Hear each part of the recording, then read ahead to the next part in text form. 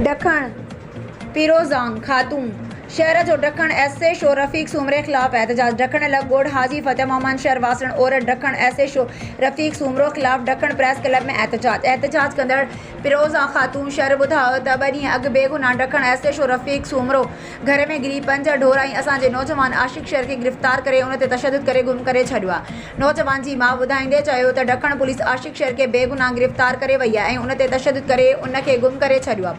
नौजवान जी माउ रोईंदे रड़ंदे मीडिया सां ॻाल्हाईंदे चयो त एसएचओ ॾखण रफ़ीक सूमरे असां सां ज़ुल्म कयो आहे, असां सां इंसाफ़ कयो वञे ऐं असांखे माल मोटाए ॾिए ऐं असांजे नौजवान आशिक़ शेर खे आज़ादु करे, न त ॿी सूरत में एसएसपी शिकारपुर ऑफिस अॻियां पाण ते पेट्रोल हारे बाहि ॾे ख़ुदकशी कंदसि।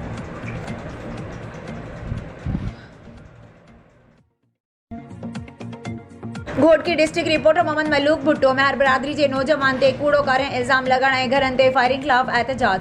घोटकी लगोड़ मेल महर के रहवासी मोहम्मद इस्माइल महर मिस्री महर अली हसन महर अताउल्ला महर गुलाम हैदर महर ऐं ॿियनि एहतजाज कंदे चयो त असांजे नौजवान इस्माइल महर ते पंहिंजे ई बिरादरी के माण्हुनि कूड़ो करे जो इल्ज़ाम लगाए 2 भेरा असांजे घरनि ते फायरिंग कई आहे। असांजे घर भातियुनि खे हिरासा कयो पियो वञे। हिननि अहिड़ो इतला ए सेक्शन पुलिस घोटकी खे पिण ॾिनो आहे, मगर पुलिस जवाबदारनि खे गिरफ़्तार नथी करे। असांजी जाननि खे ख़तरो आहे। रोज़ रात जो जमालदीन महर, मुराद महर, जुल्फ़कार महर, मुर्तज़ा महर ऐं ॿिया हथियारबंद असांजे घरनि ते फायरिंग कनि था।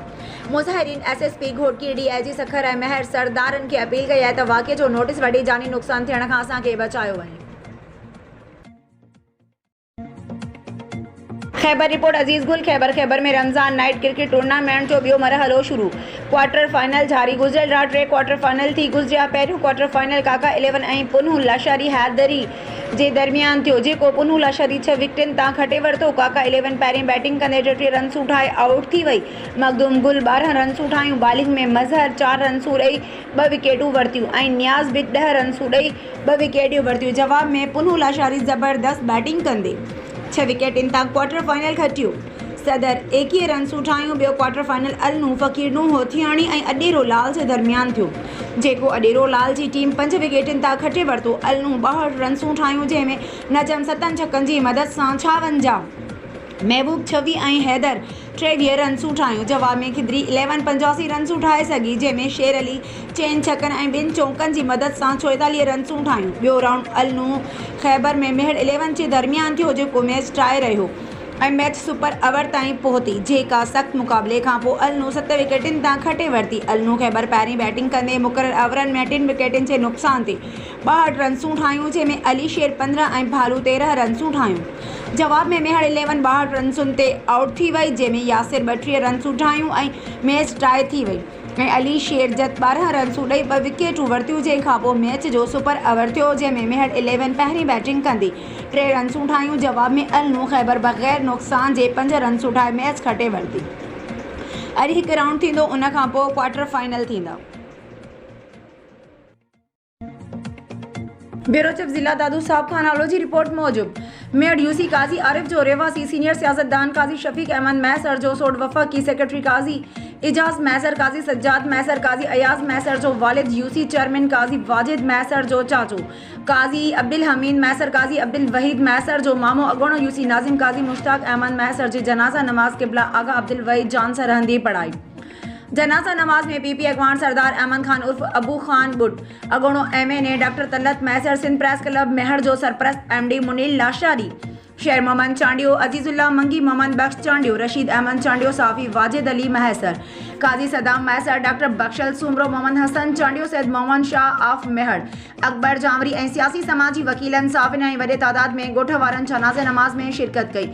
बाद में सवें आलिन अखियुनि सां आबाणी कब्रिस्तान में मिट्टी मां हवाले कयो वियो।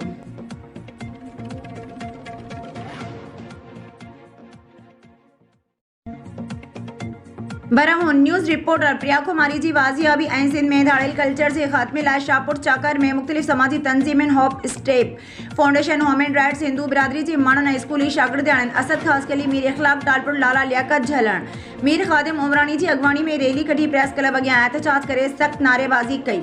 एहतजाज कंदड़नि जो चवणु हो त 2.5 साल थी विया आहिनि, पर प्रिया कुमारी जो को पतो न पइजी सघियो आहे। पुलिस प्रिया कुमारी जी वाजियाबी लाइ बिल्कुलु बि संजीदा नाहे। प्रिया कुमारी जी वाजियाबी लाइ समूरी सिंध सरापा एहतजाज आहे, पर हुकूमत ऐं पुलिस ख़ामोश आहे। सिंध में बदअमनी उरूज ते पहुची चुकी आहे। धाड़ेल कल्चर परवान चढ़ियो आहे, जंहिं सबबि माण्हू ग़ैर महफ़ूज़ थी विया आहिनि। अगवा जूं वारदातूं आम थी वियूं आहिनि, नंढा ॿार बि महफ़ूज़ न आहिनि। हुकूमती रट किथे बि नज़र न पई अचे। हिंदू बिरादरी जे साजन दास मीडिया सां ॻाल्हाईंदे चयो त सिंध असांजी धरती आहे, पर असां हिते पंहिंजे पाण ते ग़ैर महफ़ूज़ सम्झूं था। असांजी नियाणियुनि खे खंबे ज़ोरी मज़हब तब्दील कयो थो वञे ऐं प्रिया कुमारी जहिड़ी मौसूम नियाणीअ खे अगवा कयो थो वञे।